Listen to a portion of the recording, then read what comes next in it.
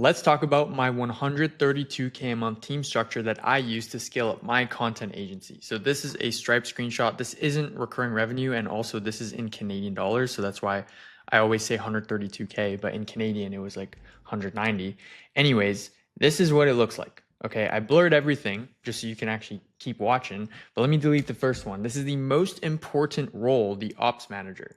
What she does is she basically runs the entire business and she acts as a filter for any BS. And then everything just kind of crawls its way up to me only if necessary. I don't see things unless it is necessary. So she built our Airtable. Well, I built it with her along with the automations. She's now proficient in Airtable, which is our project management software. She knows how to build automations, fix automations, etc. She manages all the editors. She manages like the strategist. She assigns scripts to the scriptwriter. She basically does everything. She's the glue that holds everything together. Next, we have the strategist. So the strategist is in charge of basically coming up with the strategy for each client. And by strategy, what that means is the individual YouTube ideas and how all of the ideas come together into one cohesive strategy. So I still work pretty closely with the strategist because our strategist is a new promotion that we've done at the agency. So I'm still training him up. So I'm still technically involved there. And also, I don't want to give off the illusion that like, oh, I'm all the way up here and like I don't do anything or I don't text the clients or something like that. Like I still, get myself in the weeds here and there. And you have to really as an agency owner because that's the best way to kind of see, what's going wrong, what's going right, and adapt from there. And you always want to make sure, clients are being attended to, so on and so forth. So the strategist is also in charge of quality checking video thumbnails and making sure that they're good and aligned with the content of the video, etc. And then next, let's see what's here. We're surprising myself here too, because I don't know which one's which. But the scriptwriter, very straightforward. They write the YouTube scripts. So they also use our AI tool that we built that's trained on like our human written scripts. Me and the scriptwriter built it together, and then he uses those and he can dish out a ton of scripts per day. We don't really have to ever do like a million scripts per day though, because we're always ahead of schedule and like we don't rush things.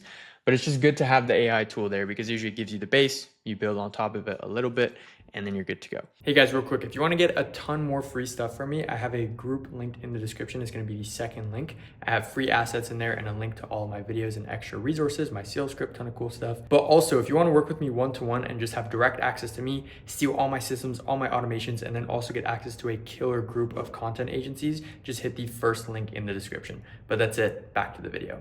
Next, we have the executive assistant. So the executive assistant, like they kind of do a lot of things. Like they manage the editors. They're also managing like the trial editors because we have this whole group of editors where we're just constantly every single day trialing tons and tons of editors and like designers and other roles. And they kind of just act like a clone of the operations manager, but slightly less skilled, but then also they're just like the right-hand person. Like if ever there's anything, quick tasks, whatever, boom, pass it off to the executive assistant, and then she tackles it like a boss. And then next, we got the lead editor / thumbnail designer. So for us, it's the same person. I recommend usually to split these roles up. There's no point in having it be the same person. For us, that's just how it ended up being, and it's working good. So if it ain't broke, don't fix it. So the lead editor's job is we'll talk about lead editor first. So lead editor needs to basically train up the editor. So usually we don't bring on editors that are like 1 out of 10 skill level.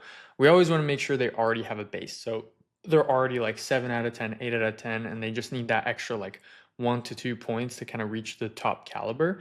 That's where the lead editor comes in. He gives them like specific editor sauce and he speaks their language, and I don't mean like English, French or something like that. I mean like editor language, like, oh, go into Premiere Pro, do this, go into After Effects and do that type of thing. And he can really make super in-depth tutorials for each individual editor. And he's basically building up like an internal editing course for each individual editor. And then also something that applies to every single editor. And then he also solves problems where it's like, okay, let's say the audio is bad for this client, like they recorded with a terrible microphone and we need to fix it. He's going to go in, fix the audio, and he helps with things like that. Now, the thumbnail designer, same person for us, he makes the video thumbnails. So you always want to make sure you find a thumbnail designer who's capable enough of actually coming up with the thumbnail concept and creating the thumbnail itself. You never want to be working with a thumbnail designer who they're just doing like super basic thumbnails and just ripping off other people, and they're not actually creative and they don't know how to come up with a good thumbnail that actually works with the title, and they're kind of just throwing crap at the wall. Never ever do that, because you're just adding more work for yourself. Why would you ever work with a subpar thumbnail designer who doesn't do 50 or 60% of the work, which is coming up with the thumbnail concept, when you can just work with one who does it all, right? And the way that you're going to train up the thumbnail designer is through revisions. So our current thumbnail designer, if I compare his thumbnails from when he joined 2 years ago to today, there's a big difference, because he's constantly learning through revisions. Oh, do this instead of that, do this instead of that. And then he's getting more and more experience and just learning very quickly that way. So the next key role is going to be the video quality checker. So we actually have two. So we did a restructuring because like basically I couldn't cross like 100 to 120K a month without having two quality checkers and then like getting this strategist and the executive assistant. But before, they didn't even exist. So the video quality checker's role is to quality check the videos. So the way that we set it up is that they work shifts. So we have 7-day coverage, and then typically we have about 12 to 13 or 14 hours covered per day. I'm not sure exactly how much. We have one person in the US time zone and one person in the Europe time zone. So we just get super fat coverage. And then they both work 6 days per week each. And then their days off are staggered so that we always have a checker no matter what day it is. Next, let me just go a little bit more in depth on the operations manager. So I've basically just cloned my brain into this person, and they can just run the entire business. Like I don't have to be there. They manage the operations. Now, the only thing that the operations manager can't do that I can do is just think like YouTube strategy wise, how to get results with YouTube and that type of in-depth knowledge. She doesn't have that. So that's where I cloned myself into the strategist. So now I have full coverage with these two roles, and this has duplicated my fulfillment brain pretty much. So now I can be completely hands off on the fulfillment side. Even though I'm not, I still like to keep a couple fingers in there and just make sure everything's working correctly, check in on each client channel multiple times throughout the day, just make sure everything is going good. But I don't micromanage and that type of thing. I really just let the operations manager and the EA handle all that stuff. Cool. If you want to know which country each person is from, so our ops manager and our EA are from Lebanon, strategist from the UK, scriptwriter from the UK, video quality checker number 1 from Florida, US, video quality checker number 2 is from Romania, and then our lead editor and thumbnail designer is from Algeria. And I'm from Canada, but now I moved to Dubai, but I'm going to be living half-half. Cool. So now the final role, I mean, you can all guess it. I probably shouldn't have even blurred it. Is just video editors. So this is roughly how many editors we have. I think we have a bit more, but I don't really manage them. It's the ops manager who does. And this is like the backbone of your entire business. Each editor typically can take on 2 clients. So for every client you have, you need 2 editors. So that's the entire structure. You also want to make sure that you have dedicated short form video editors and like ad creative editors versus long form YouTube video editors, because their brains work very different. It's 2 very different skill sets, and you don't want to mix and match those. Now, if you see here, basically what I've done is I've mapped out every single step of the process that goes into fulfillment. So, okay, first we have to come up with the YouTube video idea. Okay, I need someone to do that. Cool, it's going to be the strategist. Next, I was like, okay, I need someone to write the scripts. Okay, that's going to be the scriptwriter.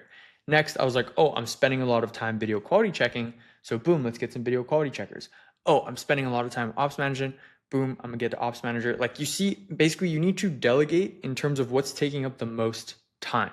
In terms of what I hired first and in what order, the order I did it in is irrelevant. I'm gonna tell you what I recommend that you should do after I've done all the mistakes and learned, because I had to hire, fire a ton of people, whatever.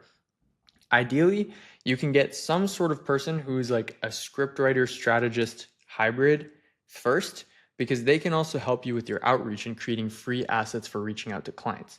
From there, you're going to keep on getting more clients quicker, and then you can get more money in, which is going to allow you to hire your operations manager. From there, once you have those 2, you really just need to get a video quality checker, unless the ops manager is good enough to handle that. If they are, and you can get a hybrid of that, those 2 hybrid roles are pretty much going to get you to anywhere from 60 to 90K per month, just depending how smooth you have all the automations, operations, and your training, all that stuff.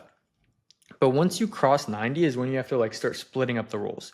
Like Now we've split the scriptwriter and the strategist. Before it was just one person.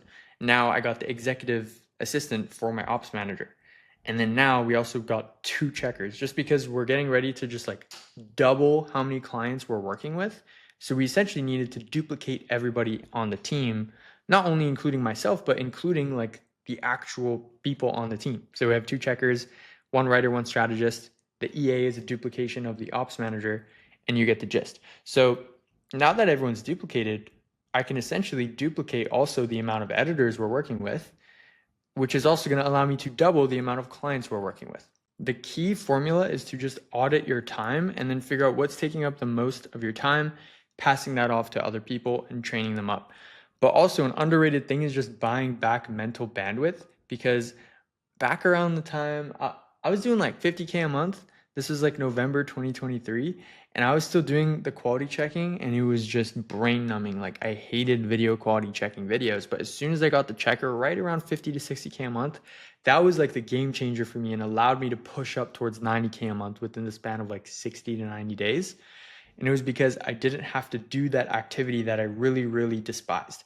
Once I passed that off to someone else, I had the mental energy and bandwidth and time to just go rip a ton of outreach and content and get to that next level. So just focus on buying back your time. For one person, maybe the script writing takes the most time, but for the next person, maybe it's the video quality checking. And for the next person, maybe it's ops managing. So just focus on what's taking up the most of your time, what you don't like doing the most, and try and pass that off first. But the important thing is, don't hire too early to the point where you're making no money.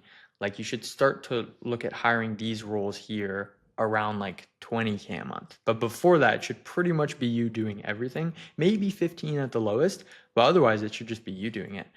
Other than the video editors, like the video editors, you can just get them off rip, like as soon as you literally get one client, because the video editors will be on a pay per video basis, meaning you don't have to dish out a retainer every single month. It's just pay per video basis. So you get the money from the client and then you use a fraction of that to pay the video editor, and it's still profitable. Both parties are happy, etc. So that's the whole team structure I've used to scale up to this point. We did 7 figures cash collected in 2024, about $1,081. Was it 1 million? No, $1,081,000 in 2024. And hopefully in 2025, inshallah, it'll be multiple million, and I'll be documenting the process for you guys. So thank you so much for watching. If you have any specific questions, let me know in the description. But also, you should join my free group linked in the description, because I put basically free assets into there and I also answer some questions. So you should hop into that. And also, if you want my help scaling up, hit the first link in the description. But that's it. Peace out.